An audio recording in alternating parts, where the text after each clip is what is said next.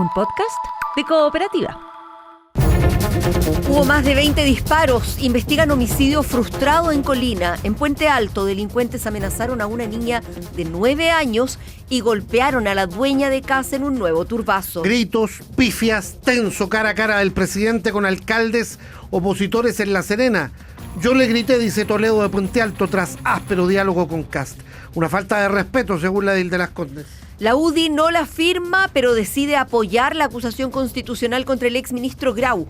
El presidente de la Cámara pidió que RN haga lo mismo.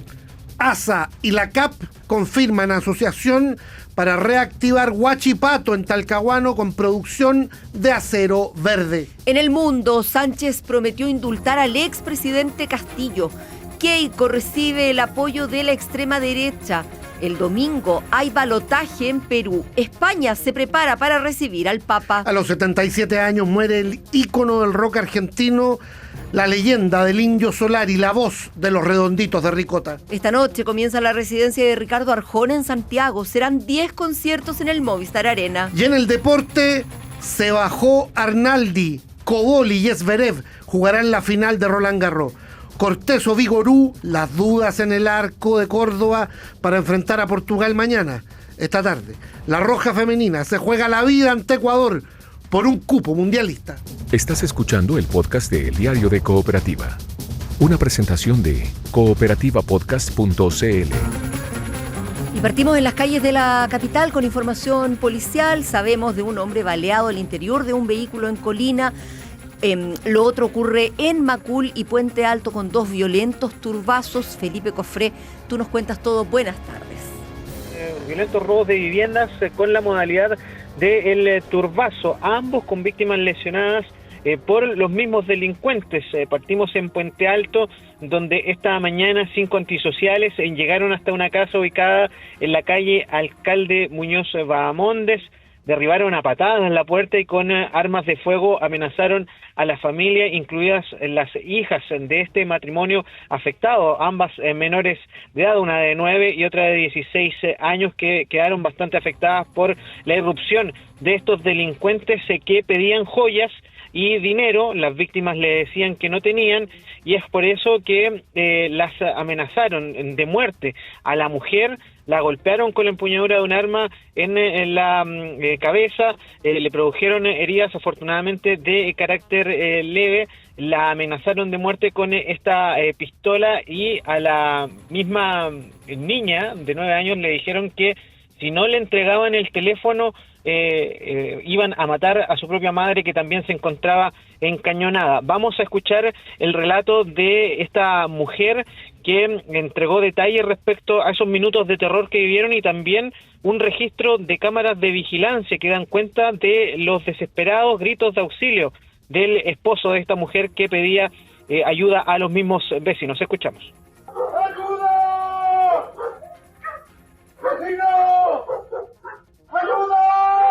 A mis hijas y a mí nos tiraron al piso inmediatamente, nos apuntaron y lo que nos pedían era dinero. Yo no tengo dinero, no tenía nada.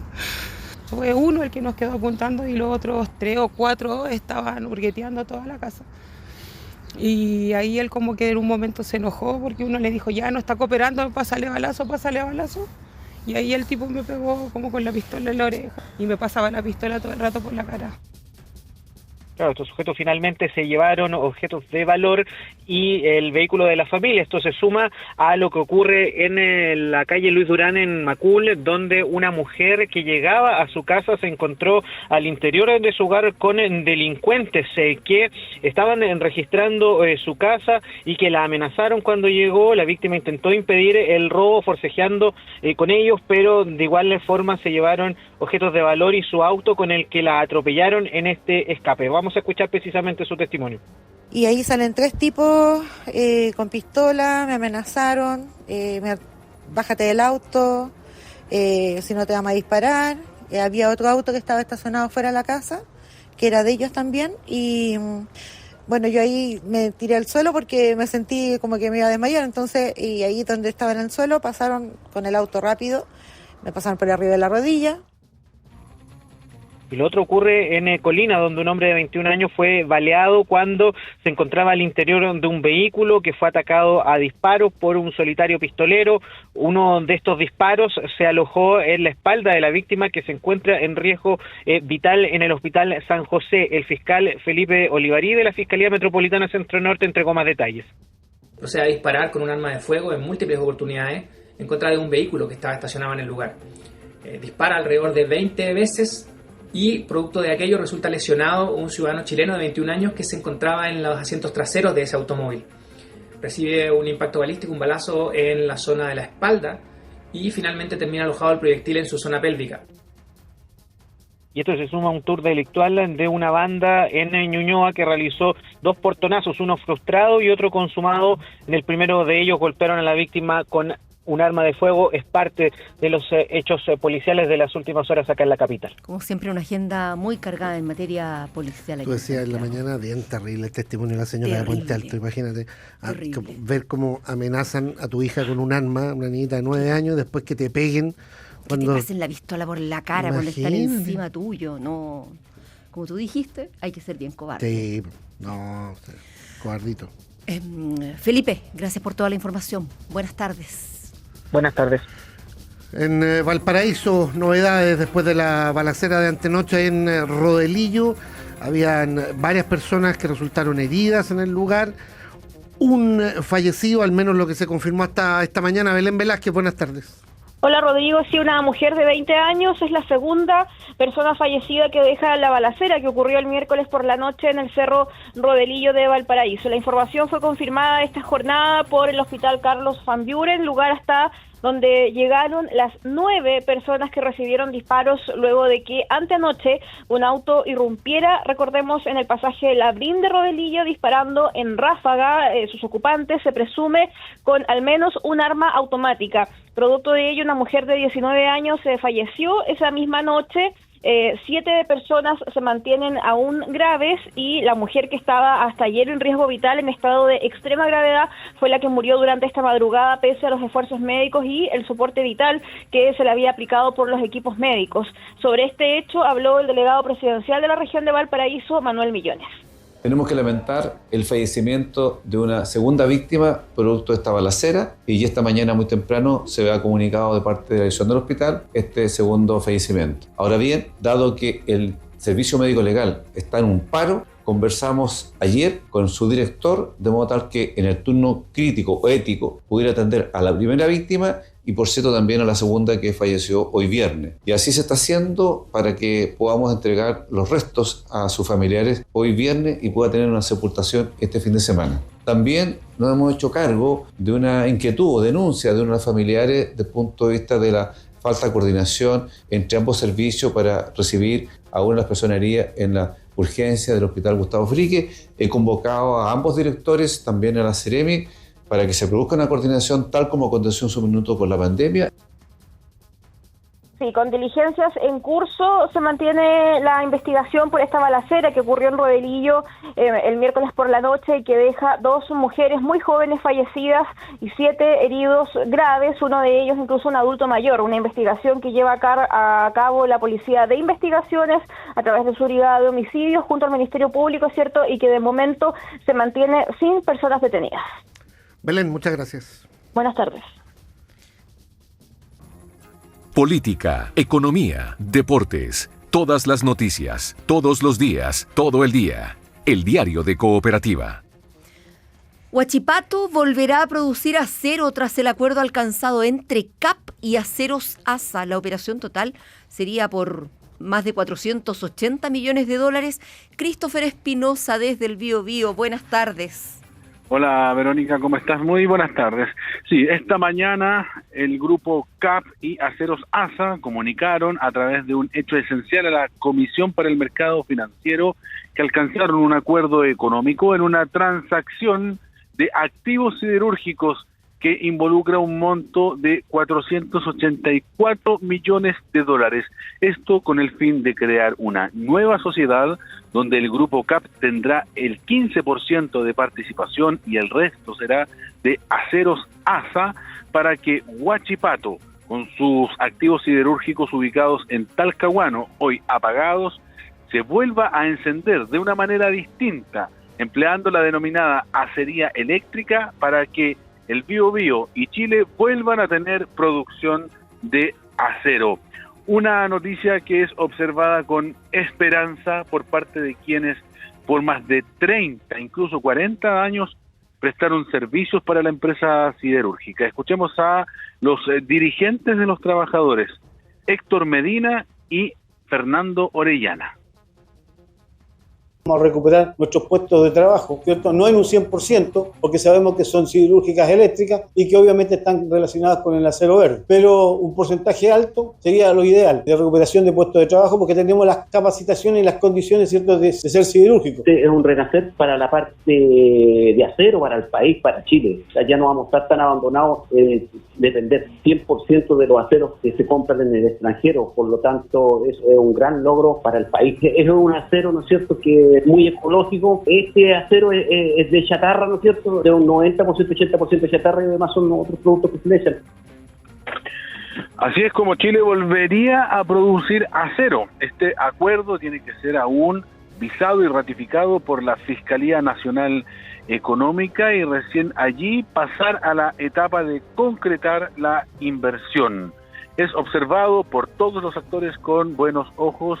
Escuchamos al viceministro de Economía y Minería, Daniel Mas. Nos hemos enterado que hay una negociación entre privados, nos tiene contentos. Biobío es una región que tiene un alto desempleo, en especial con mujeres, más de 40.000 mujeres sin empleo. Si se puede materializar una inversión de ese tamaño y relevante como esa, nosotros felices. Bueno, como ministerio, como gobierno, vamos a estar apoyando todo lo que sea reactivación, todo lo que sea apoyo al empleo, y es una muy buena noticia para Biobío y para el país. En materia de empleo propiamente tal, se adelanta que en la etapa de instalación se podrán generar cerca de 800 puestos de trabajo, mientras que para la operación ya definitiva serán 200 puestos de trabajo fijos los que se requieran para volver a producir acero de una manera distinta. Si lo llevamos a cifras, Verónica, Rodrigo, antes del cierre, Huachipato tenía 2.000 trabajadores directos, ahora se van a necesitar para la acería eléctrica solo 200. La décima parte. O sea, reimpulso al empleo, digo, en esa zona, en Huachipato, no se va a producir con esto necesariamente, Christopher. De manera directa no, pero el encadenamiento productivo sí se necesita, que es para trasladar y todo lo que implica el funcionamiento de una empresa. Eso sí va a volver a ser ocupado, como son los contratistas y todo el entorno, pero los empleos directos que antes tenía Huachipato, claro, pasan a ser un 10%. Christopher Espinosa, desde el Biobío, con la información. Gracias, buenas tardes. Muy buenas tardes. Ya. Seguimos hablando de economía. Foco ahora en el costo de la vida, ¿sí? Una actividad del viceministro Mas. El lunes vamos a conocer un nuevo dato de inflación, un nuevo IPC. Gonzalo Aguirre, buenas tardes. Buenas tardes. Y el alza en el precio de los combustibles por la guerra en Medio Oriente, sumado a un mayor precio del dólar, algunos de los factores que se han dejado sentir en el incremento de la inflación en los últimos meses, con un IPC que en abril llegó a 4% en 12 meses y variaciones mensuales de 1% en marzo y 1,3% en abril. Ahora, para el resultado de mayo que se viene, que conoceremos el próximo lunes, las estimaciones contenidas en las últimas encuestas económicas del Banco Central fluctúan entre 0,3 y 0,4%, un dato que de todas maneras es mayor al reportado en mayo del año pasado, que fue de 0,2%. Así, la medición esta vez deberá considerar caídas en los precios de las bencinas y del diésel, aunque igual está el efecto del bencinazo de fines de marzo y la posterior alza de mediados de abril. Sobre los factores a considerar para este lunes, esto comentó Gonzalo Escobar, académico de la Facultad de Economía y Negocios de la Universidad Andrés Bello. La atención debe estar puesta en la inflación subyacente del mes de mayo, es decir, la inflación que no considera los alimentos y la energía, pues esto nos puede permitir confirmar si el alza de los precios está contenida principalmente en sectores de consumo masivo o incluso si la actividad económica y el consumo interno se están frenando. Esto puede ser explicado por los últimos IMASEC y por lo tanto este es el factor que está presionando los precios a la baja. Por lo tanto, son factores a analizar, como también seguir viendo y midiendo el impacto que tienen los combustibles sobre el costo en la cadena de suministro. Otro efecto inevitable que esperamos para el lunes, a menos que este IPC de mayo fuera 0% o negativo incluso, es una nueva alza en la unidad de fomento. Si se cumplen las estimaciones del mercado y la variación mensual fuera de 0,4%, la UEF sumaría 122 pesos y llegaría a los 40.885 al 9 de julio. A propósito de inflación, esta mañana el viceministro de Economía y Minería, Daniel Mas, estuvo en el centro de Santiago, fue parte allí de una inauguración de un nuevo local y una cadena de supermercados de descuento de Cencosud, que estaba orientada a los barrios y con precios más accesibles. Allí destacó la iniciativa como un aporte del sector privado y del mercado a un momento complejo, cuando hemos visto caídas en el crecimiento, también una mayor inflación. Así habló el ministro Mas. Como lo hemos señalado junto al presidente José Antonio Kast, Chile se encuentra en un proceso de reconstrucción nacional. Venimos de una década de estancamiento que no solo golpeó los grandes índices macroeconómicos, sino que afectó directamente el bolsillo de la clase media y los costos de vida de nuestros barrios. Frente a este escenario, nuestro gobierno ha definido un rumbo claro: recuperar el crecimiento a través de la libertad económica y la iniciativa privada. Formatos como Don Salva son el ejemplo exacto de cómo el mercado reacciona con agilidad para ofrecer soluciones concretas en momentos complejos. Y también en lo relativo al costo de la vida, el INE publicó los índices nominales de remuneraciones y costos laborales de abril de este año, y si bien los salarios reales, con el ajuste de la inflación de por medio, acumulan un aumento de 1,7% en 12 meses, se reporta que en lo que va de este año la variación es de menos 0,4%, y con esto se da cuenta de que durante este 2026 los sueldos han comprado menos bienes y servicios. Gonzalo Aguirre, gracias. Buenas tardes. Estás escuchando el podcast de El Diario de Cooperativa, una presentación de cooperativapodcast.cl. Abrimos la página política del Diario de Cooperativa tras las pifias contra el presidente Kast en el encuentro de alcaldes allá en La Serena. El presidente de la Asociación Chilena de Municipalidades salió a pedir disculpas, dijo que la relación con La Moneda se encuentra mejor que nunca, pero hay otros ediles oficialistas también que han planteado críticas duras al gobierno. Mariano Reyes, buenas tardes.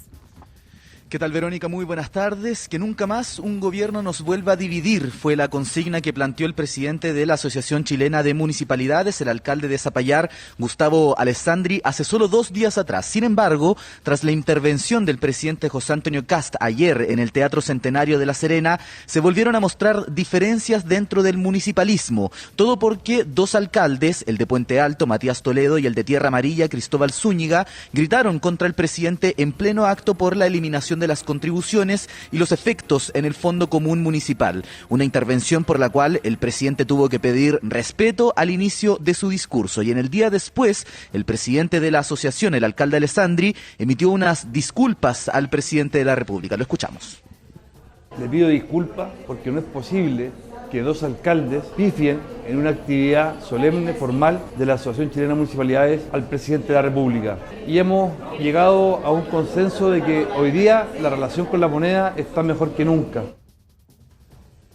Bueno, las pifias al presidente no solo se provocaron dentro del Teatro Centenario en La Serena, sino que también en el frontis del recinto. Hubo ahí personas que le gritaron al mandatario, gritos en contra, digamos, de las políticas que ha planteado el Ejecutivo. La situación fue analizada por el alcalde de Santiago, Mario Desbordes, quien apuntó al rol de los partidos del oficialismo en la convocatoria. La verdad que había, no sé, 100 personas afuera, no creo que más, y se genera una sensación de que el presidente casi como que lo trataron mal o algo por el estilo. Yo creo que hay un problema de los partidos del gobierno que no fueron capaces de movilizar, invitar a que la gente fuera a recibir al presidente. No hicieron la pega los partidos de gobierno. Y adentro hubo bastante respeto. El alcalde de Puente Alto se paró, sí, pero nada del otro mundo. No hubo falta de respeto al interior. El presidente pidió respeto, inmediatamente hubo silencio. Las tensiones no se quedan solamente en los alcaldes opositores. Hay otras voces críticas desde el propio oficialismo, como la de la alcaldesa de Las Condes, Catalina San Martín, quien hoy, en entrevista con Radio Pauta, le pidió al ministro Jorge Quirós que cuide sus palabras. ¿Por qué? Porque el titular de Hacienda afirmó hace unos días atrás que serán las comunas más ricas del país las que se verán afectadas por la eliminación de las contribuciones. Dice la alcaldesa San Martín que eso es caer en las mismas caricaturas de la izquierda. Le consultamos al subsecretario del Interior, Máximo Pavés, por la tensa relación con el municipalismo, entre el municipalismo y La Moneda. Pasemos a escuchar su respuesta. El gobierno del presidente José Antonio Kast ha tenido desde el minuto 1 la puerta abierta para trabajar con todos los alcaldes del país. En ese sentido, la conversación con el mundo municipal en todos los temas de gobierno ha sido permanente. Tenemos la tranquilidad y la convicción de que el presidente siempre ha tenido las puertas abiertas, así es que la relación con los alcaldes es una relación cordial, es una relación que existe con mucha intensidad. Una relación cordial, dicen desde el Palacio de la Moneda. Lo cierto es que los alcaldes siguen enfrentados contra el presidente de la República, sigue tensa esa relación y el municipalismo con varias diferencias internas. Al cierre, Rodrigo, Verónica, comentarles que en unos minutos más, aquí en el Palacio de la Moneda, el presidente José Antonio Kast va a sostener una reunión con el embajador de Estados Unidos, Brandon Judd, una reunión que se acaba de confirmar y que debería partir a eso de las 2 de la tarde.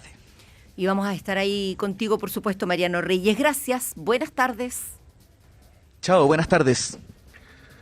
Otra cosa, la acusación constitucional anunciada contra el exministro Grau de parte del mundo de los nacional libertarios, los republicanos. Bueno, la UDI no va a firmar la acusación, pero la va a respaldar con sus votos y está, además, desde ese partido presionando ahora a RN. Camila López, buenas tardes. ¿Cómo están? Buenas tardes. Sí, la controversia surgió, recordemos, a raíz de la acusación constitucional que preparan diputados del Partido Republicano y del Partido Nacional Libertario contra el exministro de Hacienda Nicolás Grau, un libelo que busca establecer eventuales responsabilidades políticas por las diferencias detectadas entre las proyecciones de ingresos fiscales y los resultados efectivamente registrados durante el gobierno anterior. Y aunque en la oposición existe coincidencia en la necesidad de revisar los antecedentes, la iniciativa está generando distintas miradas al interior del oficialismo, principalmente por el momento en que se impulsa cuando se tramita el proyecto de reconstrucción y por la falta de una coordinación previa entre los partidos del bloque. En medio de ese debate, el presidente de la Cámara de Diputados, el UDI Jorge Alessandri, se refirió al tema esta mañana en una entrevista con Radio Infinita, donde aseguró que si bien su partido no firmará la acusación, votarán a favor en el hemiciclo, pues dijo, el peor escenario es la división de los votos oficialistas. La UDI resolvió no firmarla, pero sí apoyarla, sí votarla a favor en la Cámara. Y esto por una razón muy clara. El texto nos da garantías de que fue hecho seriamente, de que efectivamente hay una vulneración constitucional, hay números que fueron o inflados o ocultados. Creemos que el peor escenario es la división de los votos oficialistas en la Cámara. El segundo peor escenario, que no pase, que no alcance los votos que necesita para pasar al Senado. Bueno, más tarde, después de esta entrevista en Radio Infinita, el propio Jorge Alessandri dio otra entrevista en La Tercera, donde de alguna forma matizó sus dichos y evitó dar por resuelto el apoyo de su partido. En cambio, hizo un llamado a los diputados de la UDI a analizar el texto cuando sea presentado y a respaldarlo si consideran que existen fundamentos constitucionales para hacerlo. Desde Renovación Nacional, en tanto, el jefe de bancada, Diego Chalper, aseguró que nadie les ha comunicado una decisión institucional de la UDI y que cada colectividad deberá evaluar el contenido del libelo antes de fijar una postura definitiva.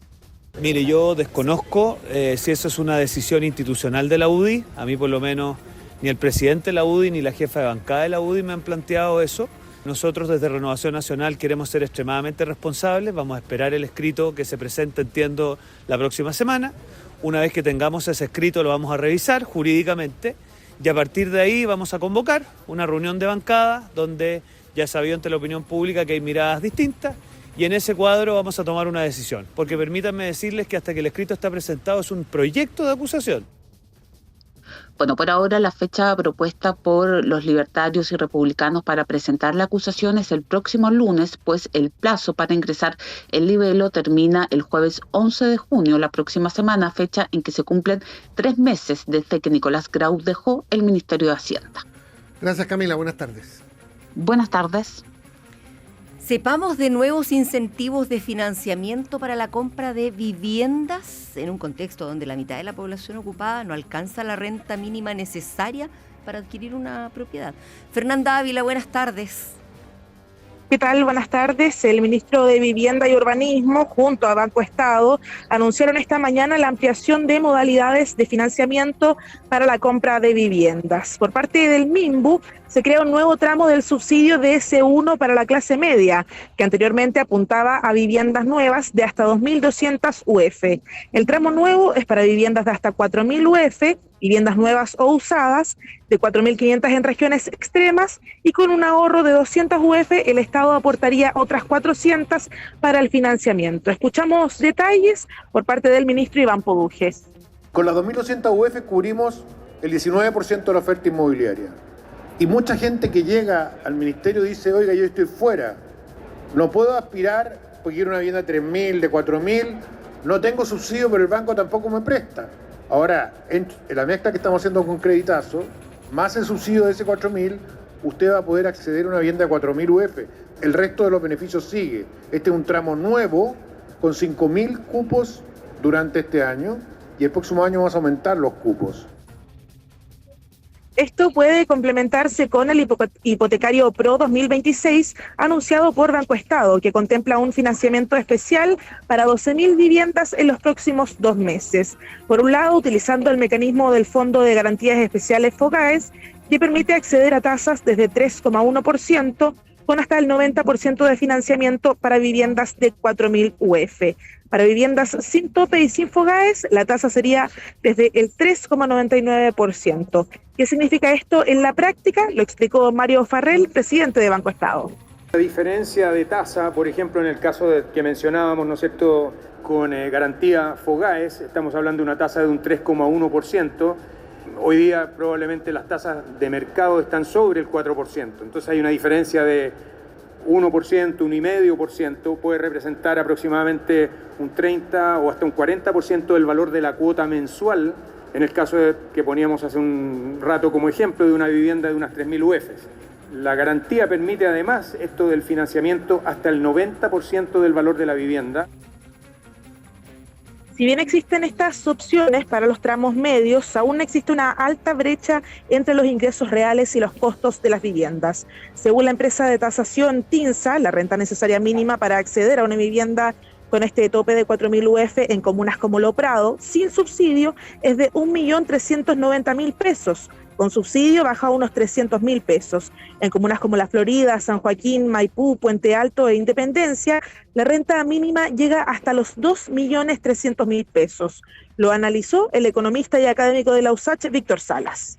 Con el sueldo mediano en Chile, que ronda los 600.000 pesos, acceder a un crédito hipotecario es prácticamente imposible. Los bancos exigen ingresos mínimos que duplican o triplican esa cifra.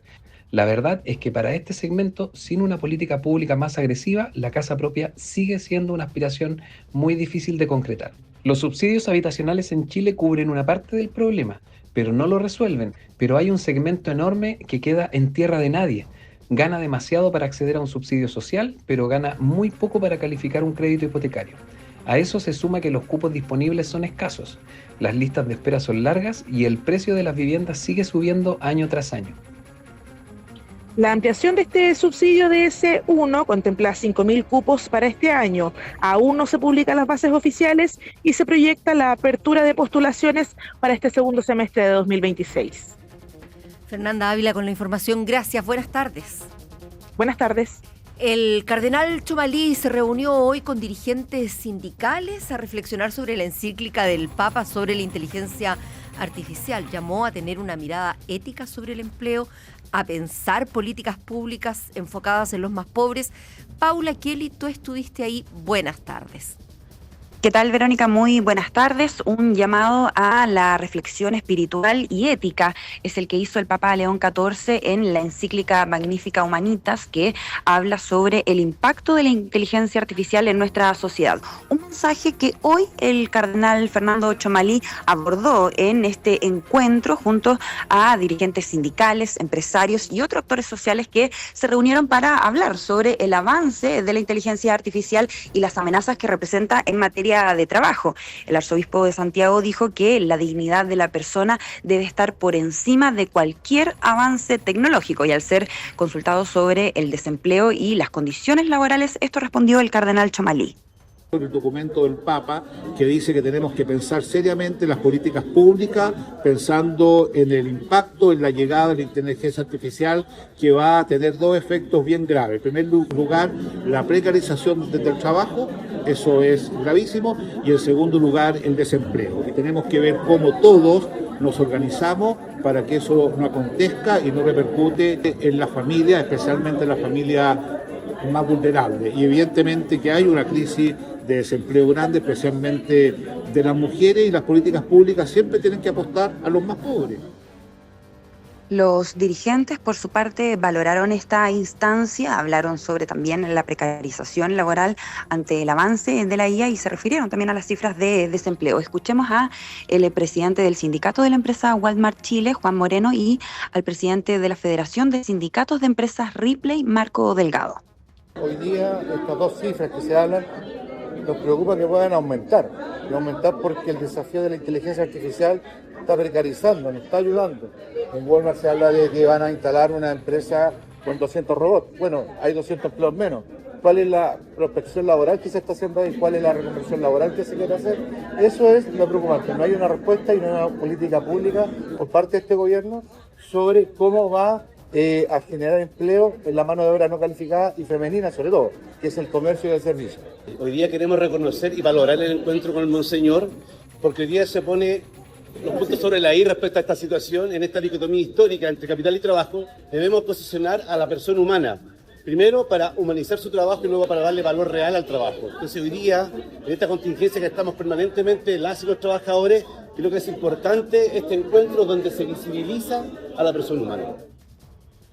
Además de hablar del impacto de la IA en el empleo, el cardenal Chomalí también hizo un llamado en el tema de las casas de apuestas. Dijo que hay que regular bien este tema y no dejar espacios grises. Paula Kelly, gracias, buenas tardes. Buenas tardes. Vamos a la Araucanía, novedades con el caso Convenios. Claudio Arévalo, buenas tardes.